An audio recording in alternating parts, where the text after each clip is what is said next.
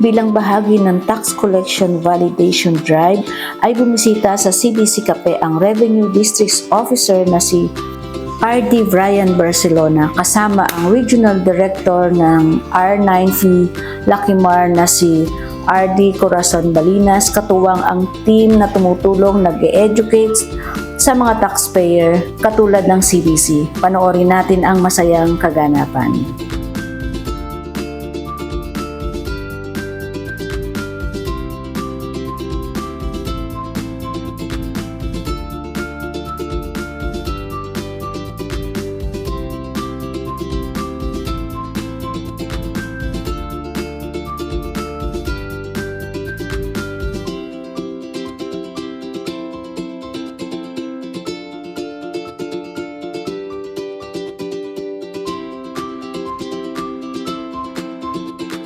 Ang kami system natin, may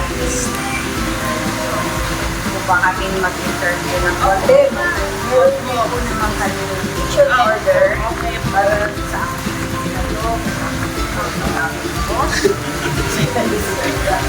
so, ito po yung amin teacher order authority po namin para mag-visit po kayo. Visit kayo sa area na po. And ano po, sort of check lang kami out sa mga compliance requirements na dapat ay, flowers. Wow, mga flowers.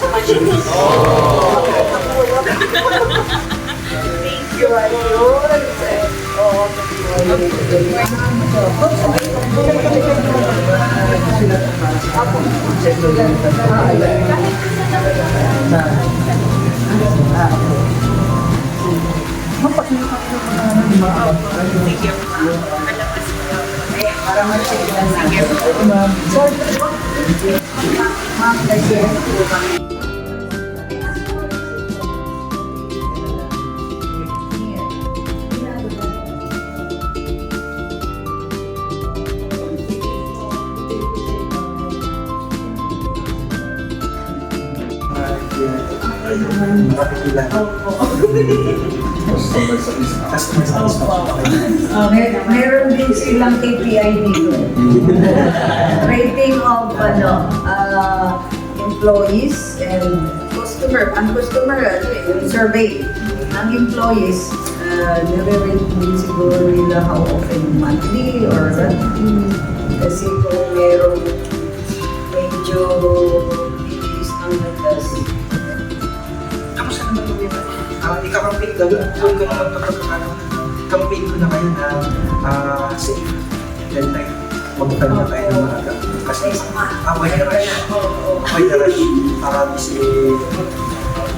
may pagkalat na sa cater everyday para hindi kayo ma-penalize beyond sa periods. Ma'am, if I may ask po, paano yung total employees? Ay, sige po. may kindness mo. 30 po.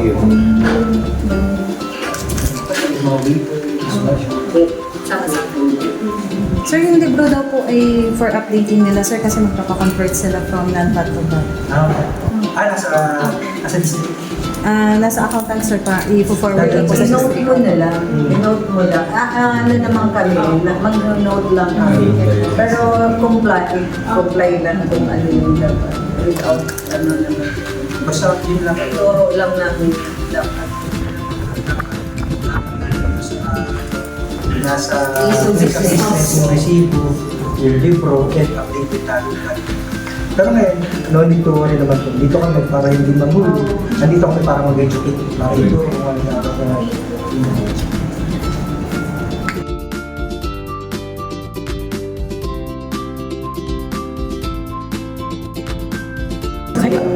Po, my name is Aubrey Manansala. I'm currently the marketing manager dito po sa CBC. So, based na sa pagpunta ng BIR, so medyo na-enlighten kami kung ano yung mga policies when it comes to the deadlines, to the proper filing of files in terms of how will we submit and the compliance within the Bureau of BIR. So, it's very much friendly, it's very much convenient, hindi siya nakakatakot, not like any other audits na di ba sabi nila nakakatakot dahil kakabahali ka, parang hahanapan ka ng violation. But instead, they are here to educate and to tell you about the deadlines, the proper filing so that you will not acquire and accumulate more violations. So I hope that when the BIR comes to our businesses, it would actually help you not to be scared but to comply more on their needs and regulations. So that's it. Thank you. At least ma-relay mo yung message through them. Pinasalamatan ko po sila sa naging tulong nila last year para sa